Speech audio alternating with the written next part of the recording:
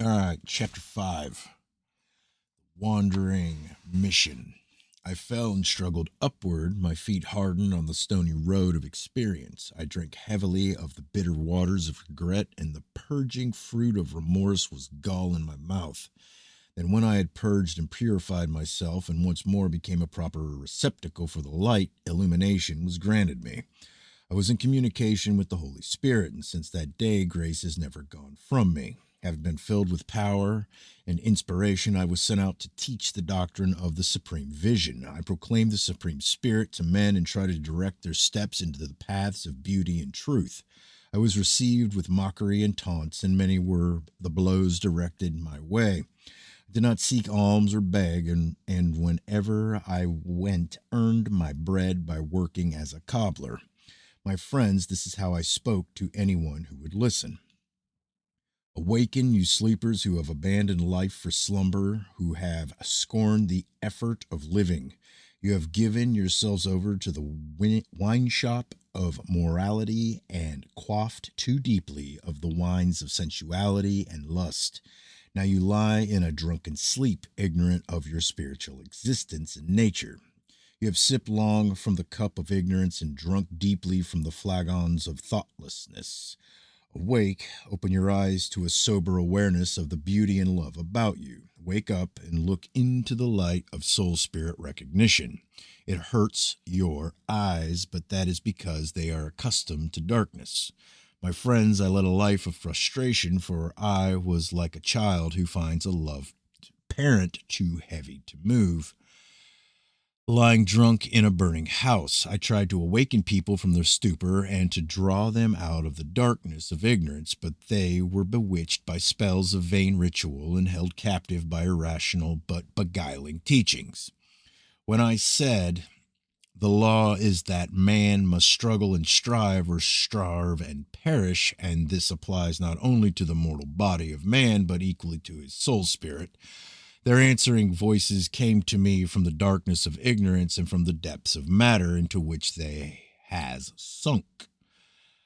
I heard them from the thick mists of agnosia, and they all said, we have our saviors and those who plead for us. We make acceptable offerings and pay due homage. Our priests stand between us and destruction, and we are content to leave our spiritual well being in their hands. Leave us in peace, for your voice disturbs us, and with our hands full of moral affairs, we have no time to give for the contemplation of these things.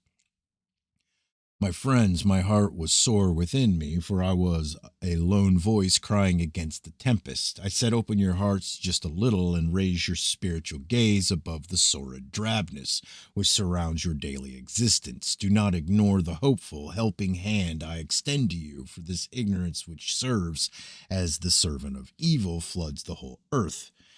Its currents sweep along all the aimless, drifting soul spirits shut up within unguided bodies, which are carried away to be sunk and lost in the depths. My voice appeared to call in vain, and my heart sank in despair, for with each failure and setback my confidence drained away. Still, I was not left abandoned, for the Comforter came to me in my darkest hours, and I was not left friendless. Refreshed by a surge of spiritual vitality, I continued my pleas. Men of Isolia, do not let yourselves be carried off by the strong currents of carnal desires. Do not ride the rafts of wickedness which must go with the wind and waves without direction. Row back against the tide of apathy and indifference. Bend your backs and pull with vigor. Seek the harbor where your soul's spirit can step ashore in its homeland. Why have you abandoned yourselves to drifting aimlessly on the sea of mortality, where, unless you awake from the stupor of apathy, you will be destroyed upon the dark lee shore? Awake, awake, pull for the harbor to windward. My body was seized and confined in a dungeon deep, and cruel keepers tormented me. I longed for the fresh air of the free highways, and when at last I was freed, I hastened to another place. Again, I raised my voice to any who would stand and listen and said, why do you share your homes with error and make ignorance your guest? Why do you welcome the misguiders and turn away those who bear the gifts of truth? Come out of your comfortable cottages where you sit quaffing the sleep inducing draughts of agnosia. Get out into the fresh, bracing air of fully conscious life. Be a whole being, wholly awake instead of a half being, half asleep. Come, lay your hand to the plow and till the fields of immortality. Turn under the weeds of your past mistakes as green manure and trim your share to turn them deep.